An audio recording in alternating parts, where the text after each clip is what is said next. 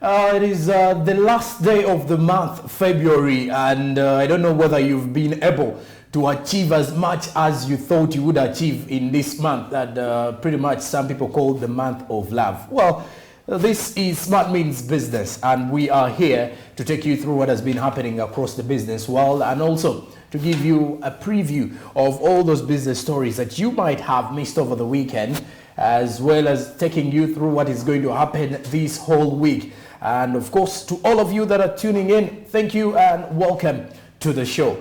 Good morning indeed. And you can always join us everywhere, anywhere you're watching us from by simply downloading the Your channel app. Your TV channel, and you can simply watch us everywhere. It is always easier to use MTN while downloading that.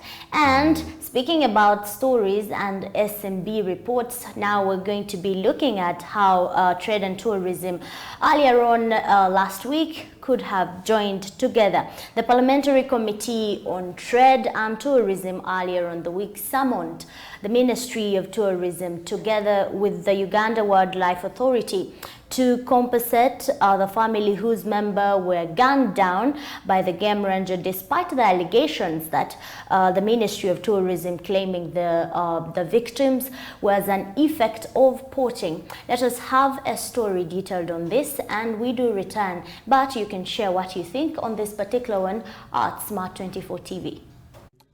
The family of the deceased has expressed its dissatisfaction as they echoed what befell them as a result of losing a loved one. He told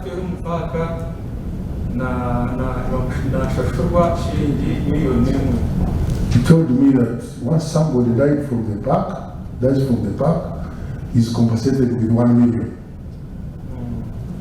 Then can they have a staff? When he's a staff, 2 million. He's paid 2 million. Given food.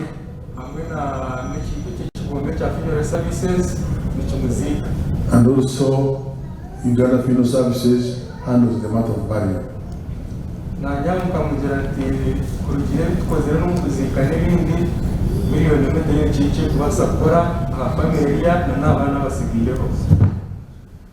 He replied to him that for 1 million, basing on what the expense they incurred, at the same time looking after the family, there is not 1 million, they can't do anything.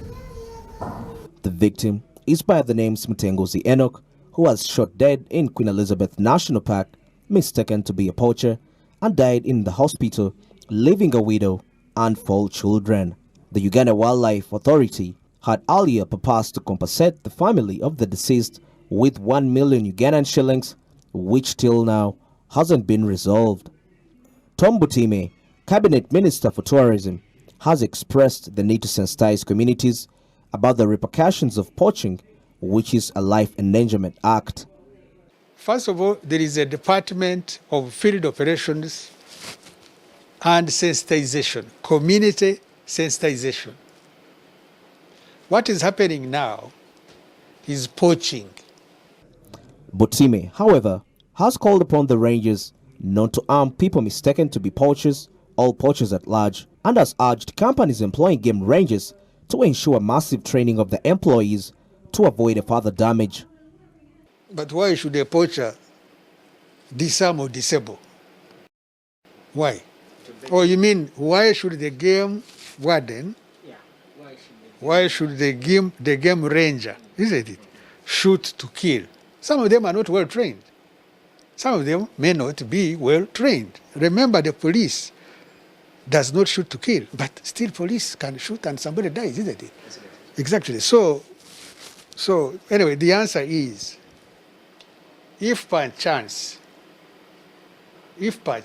you encounter a ranger, don't fight. Catherine Lamwaka, Deputy Chairperson, Committee on Trade, Tourism and Industry, says they have initiated talks with the Uganda Wildlife Authority to issue a detailed report of the incident. Very well, and there you have it. We have been looking at how the government has been pinned towards the brutal, the killing of people that have again or are being claimed, their lives is being claimed during the poaching activities that are happening around the game park. Paul, what do you have to say about that pin around there? Well, last week, the Minister of Tourism, Wildlife and Antiquities was warning poachers against resisting arrest. Yes. So at this particular one, you could see the same reason as why these families are coming out to government saying that their family members were killed by the game rangers. Well, to the ministry, it was in self-defense, because remember, the game rangers' role is to protect the wildlife and to make sure they supervise all the activities that are happening in the game parks or the game reserves. And in most cases, the reason as to why these people actually end up getting physical or getting violent is because of a situation whereby the poacher resists arrest. And I believe the reason as to why some of them end up losing their lives is because they try to actually fight back. And when you try to fight back, even the game ranger is trying to fight back. So I still don't know whether government will actually compensate this. And is the compensation worthy in case maybe it comes as you may find that the positive compensation argument? is worthy because it is not right for someone to actually shoot to kill, because it is actually even the police is not accepted to shoot and kill. I do remember one time when one of the ministers made that statement and he was forced to return to actually apologize, where he seemingly said the police has a right to shoot and kill, which is not right. So that means for the game rangers, it is not right for them to kill. But according to the ministry, under certain circumstances, you may find, especially that, during the resist, because you never know what which Because party may be is armed. being violent. Yes, someone might be armed. Because the extent you reach during poaching, that means you have got something that is a killer. You've got a weapon actually. So you never know. Maybe police was, or the army at that moment was defending itself from the person. But again, it is a deceased one. And there is no one who can tell the story better because the person is no longer in existence, you get. But here is, again, the government is going to incur a cost here because someone is already dead and he was trying to, to break the law at some point or to break, the discipline of the game park.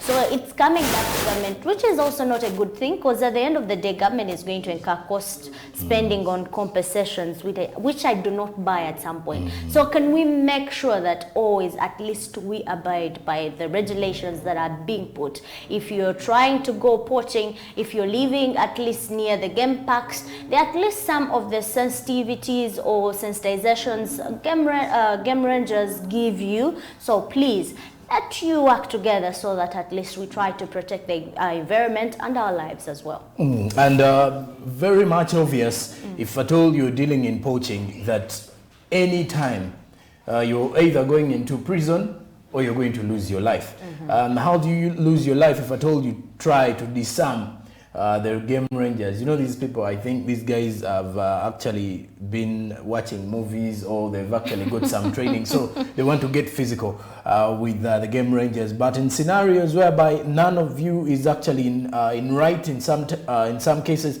you may find out that either the game ranger may lose his life or you as the one who is actually carrying on with the poaching. Meanwhile, with that, let's take a break. But after that, we continue with more of the business reports and more so looking at the SMB across borders, where we're going to take a look at what is happening across the European continent in terms of the Ukraine and Russia conflict and what impact does it have on the business community. Stick around.